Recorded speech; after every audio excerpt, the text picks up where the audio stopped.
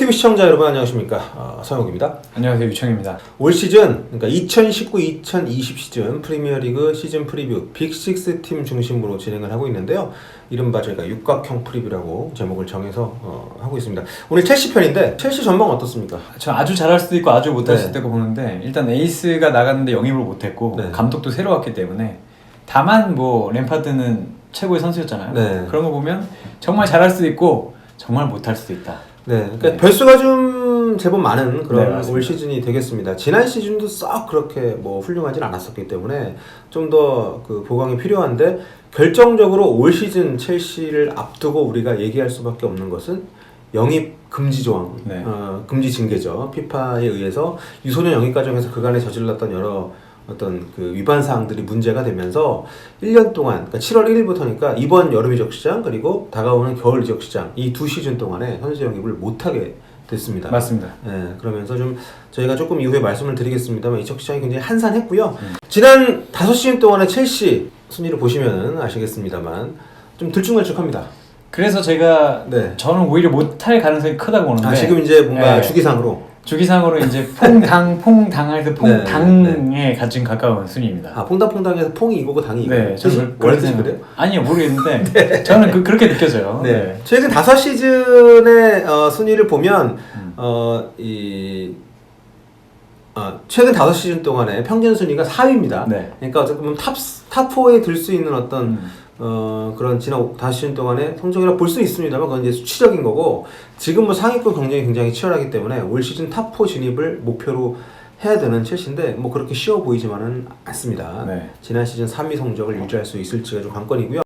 이적 시장을 한번 살펴보도록 하겠습니다. 영입이 좀 한산합니다. 첼시치고는. 뭐 마테오 코바치치를 하나 네. 영입했다고 보는데 사실 지난 시즌부터 이미 뛰고 있었고, 그렇죠. 네, 임대우 이적인 셈이기 때문에 네.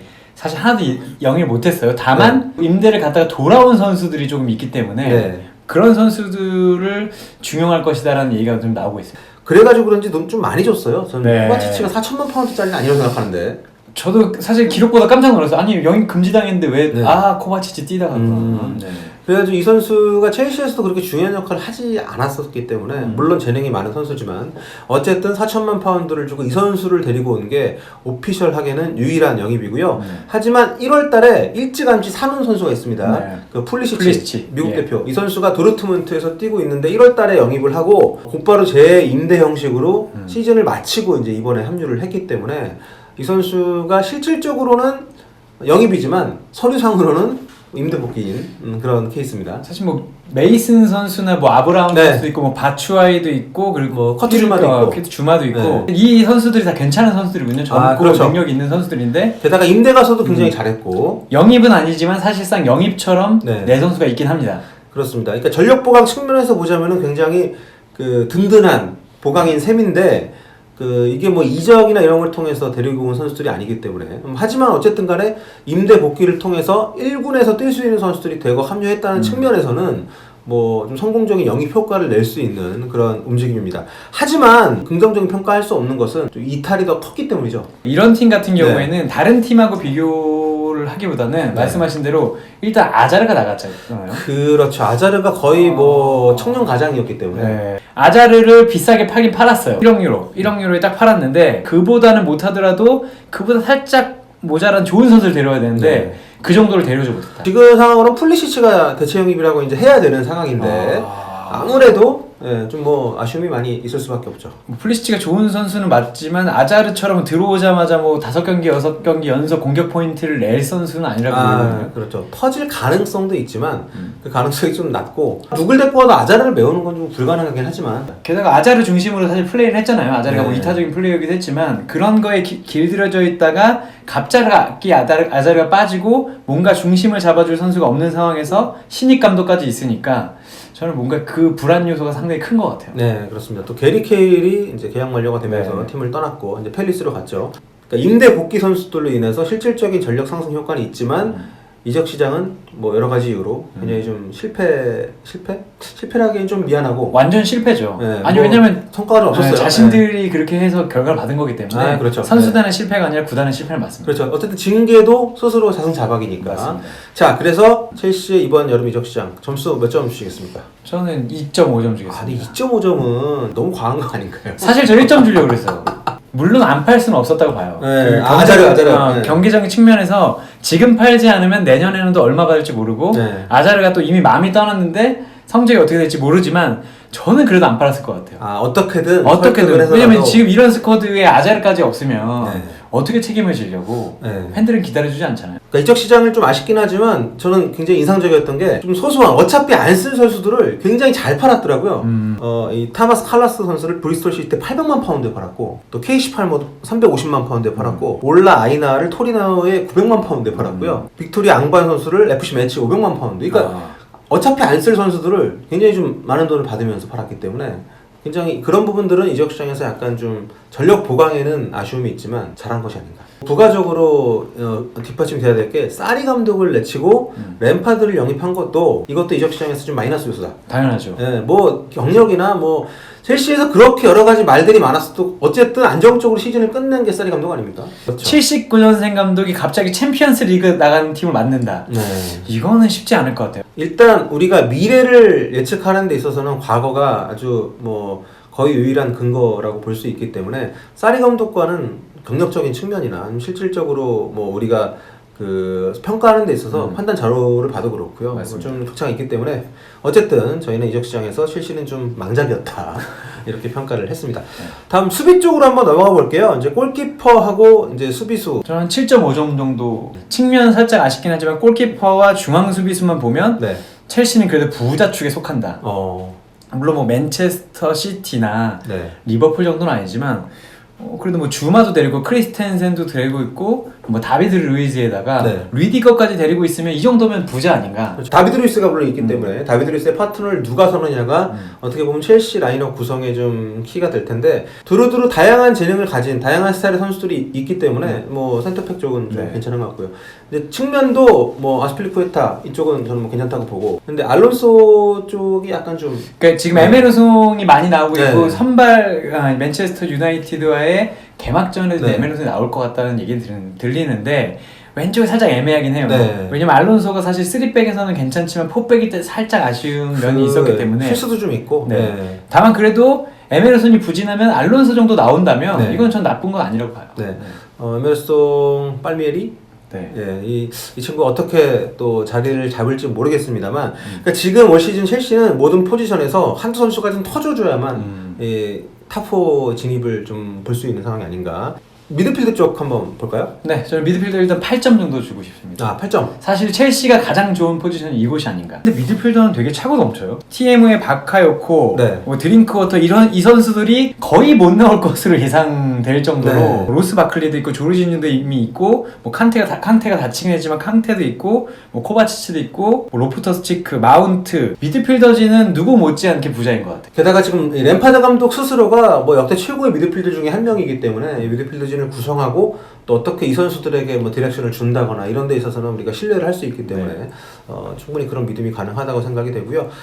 개인적으로는 메이슨 마운트 많이 좀 기대가 됩니다. 사실 이 선수가 지난 시즌 같이 있었잖아요. 네, 더비 카운티에서. 더비 카운티 같이 있었는데 뭐 영국 영상들 보고 영국 기사들 보면 제2의 램파드다라고 하는데 저희가 보기에는 물론 램파드 감독이 잉글리시 프리미어리그 최고의 미드필더 중 한 명이지만 미들라이커. 유리한 면에서는 메이슨이 낫지 않나. 유리한 면. 유리한 면. 그러니까 실질적으로 이 친구의 약점이 피지컬로 꼽힐 그쵸. 만큼 약간 하늘하늘해요. 하지만 그럼에도 불구하고 득점력도 갖추고 있고 굉장히 그 램파드가 갖고 있는 강점들을 많이 재현할 수 있는 가능성이 있는 선수이기 때문에. 왼발 오른발이 다 좋더라고요. 네. 게다가 램파드 감독이 사실 막 드리블을 많이 하거나 이런 유형은 아니잖아요. 기계처럼 넘겨주고 하지만 엄청나게 잘했지만 이 선수는 그 부분에서는 조금 더 나은 것 같아요. 그러니까 계속 어릴 때부터 첼시에 있었지만 네. 지난 시즌에 네덜란드 비테스에 가서 네. 비테스 최고 선수까지 될 정도로 맹활약을 했고 지난 시즌 2부 리그 더비에서도 좋은 그런 플레이를 펼치면서 꾸준히 잘했고요. 또 2017년에 19세 대회에서 잉글랜드 우승할 때도 뭐 최고 선수로서 활약을 했었던 선수이기 때문에 좀 첼시 팬들도 아주 기대가 큰 그런 선수여서 첼시 미드필더진이 좀 약간 빡세긴 하지만 기회가 좀 주어진다면 충분히 좀 좋은 활약을 펼칠 수 있지 않을까. 미드필더는 정말 여기는 어디도 안 빠지는 것 같아요. 네. 아주 이름이 있는 선수는 별로 없다. 실속 있는 네, 실속 있습니다. 구성입니다. 자, 이제 공격입니다. 아자르가 빠졌는데 공격 점수 좀 많이 깎으신 것 같은데. 7점입니다. 네, 뭐 현실적이긴 해요. 아브라함이 지금 주전 스트라이커로 나올 가능성이 높은 맞습니다. 팀이니까. 네. 물론 아브라함이 지난 시즌에 뭐 37경기에서 25골을 네.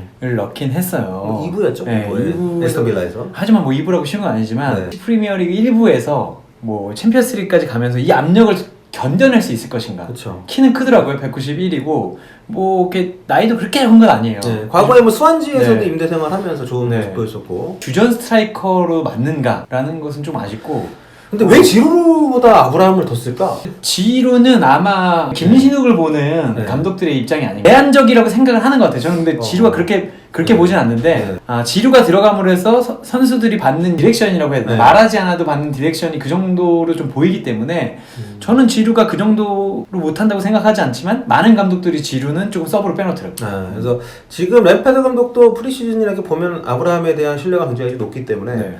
어쨌든 아브라함과 지루 중에서는 아브라함 또 바추아이도 있긴 합니다만 아브라함이 좀 앞선 평가를 네. 받고 있는 상황인데 어쨌든 7.0을 줬던 이유는 분명 측면 공격도 좀 약화됐다라고 보는 거죠. 그죠. 뭐 페드로도 있고 윌리안도 있긴 한데 네. 지금 허드슨 오도이라던가 아니면 플리시치라던가 네. 이런 선수들이 과연 잘해줄 수 있을 것인가. 네. 이 불안감이 있는 거지. 는 또 이제 부상이죠. 부상이죠. 좀. 네. 예전에는 아자르가 흔들어주니까 다른 선수들한테도 기회가 났었잖아요. 네. 근데 이제 그런 선수가 없다는 거. 그럼 과연 누가 흔들어줄 것인가라고 생각했을 때 뭔가 안 풀릴 때 개인 솔로 플레이라든가 이런 플레이로 이겨줄 수 있는 선수가 보이진 않아요. 네. 그러니까 뭐 플리시치가 얼마나 뭐 보탬이 될지는 솔직히 모르겠습니다만 현재 우리가 자료만 가지고 객관적인 근거를 가지고 평가를 할 때는 사실 호평을 하기는 좀 어려운 게 맞습니다. 사실이고요. 네. 맨시티, 리버풀 앞서는 했는데 확실히 그 팀들보다는 무게감이 많이 떨어지기 때문에 1, 2위는 정해진 것 같고 4등에서 6위를 누가 할 것인가가 관건인 대회인 것 같아요. 이번 네. 시즌은. 다음 항목은 이제 벤치,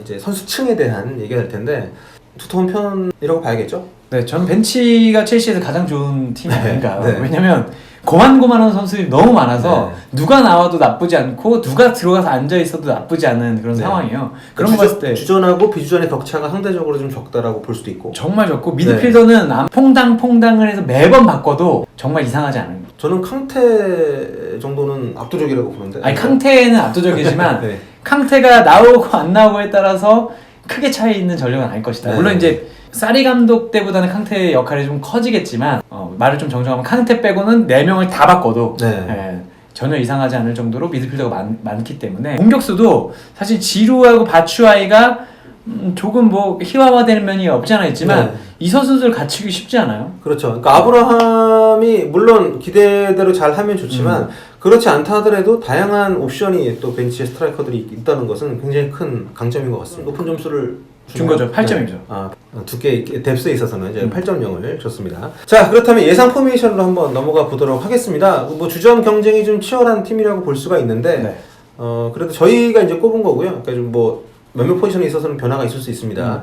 골키퍼는 뭐 케파라고 봐야 될 것 네. 같고 수비 네. 쪽은 어떤가요? 포백 오른쪽부터 하면 아스플리쿠에타, 중앙에 주마와 크리스텐센, 그리고 왼쪽에 에메르송이 나올 것으로 보이고요. 네, 저는 다비드 루이스 주전으로 생각했는데 좀 뭐 봐야겠죠. 최근에는 이제 주마가 좀 더 많이 나오고 네, 있어요. 그렇습니다. 네. 그리고 미드필드 쪽에는 뭐 네, 박정나인 것 같고. 네, 조르지뉴와 칸테인데 칸테가 지금 좀 아프기 때문에 네. 초반에는 못 나올 수도 있다. 네.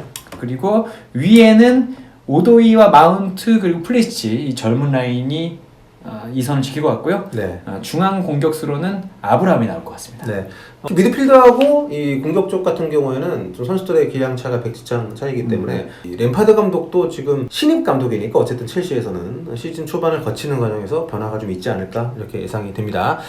자, 그러면 피해갈 수 없는 네. 예상 순위 네. 어떻게 보십니까? 저는 뭐 4위도 할 수 있고 6위도 할 수 있다고 보지만 네. 그래도 이 불안 요소가 가장 큰 팀 첼시가 아닐까. 네. 6위 하겠습니다. 6위. 아니 저는 사실 맨유가 5위, 6위 할 수 있다고 봤지만 네. 얼마 전에 이제 맥과이어를 샀기 때문에 네. 조금 더 5위에 가까워지지 않았나 그런 생각이 들어요. 맥과이어를 영입을 함으로써 네. 일단 첼시와의 경쟁에서 좀 앞설 것이다. 네. 맨유가. 왜냐면 불안 요소는 좀 더 적을 것이고 어쨌든 지난 시즌부터 이끌어왔던 감독이 있기 때문에 그렇죠. 다만 이제 맨유가 이제 초반에 또 감독을 자른다면 문제가 6위가 되겠지만 자르면 더 올라갈 수 있어요. 네. 자, 저는 그래도 첼시가 맨유보단 불안 요소, 혹은 네. 흔들릴 요소가 좀 더 크다고 보고 또 있습니다. 아스날보다도 네. 자, 뭐 아스날 편에서 또 얘기를 하겠습니다만 어쨌든 저희의 첼시 올 시즌 예상 순위는 그러면 6위로 아, 네, 네, 여기로. 5위도 할 수 있었는데 6위로 하죠. 네. 6위로 정리를 하도록 하겠습니다. 네.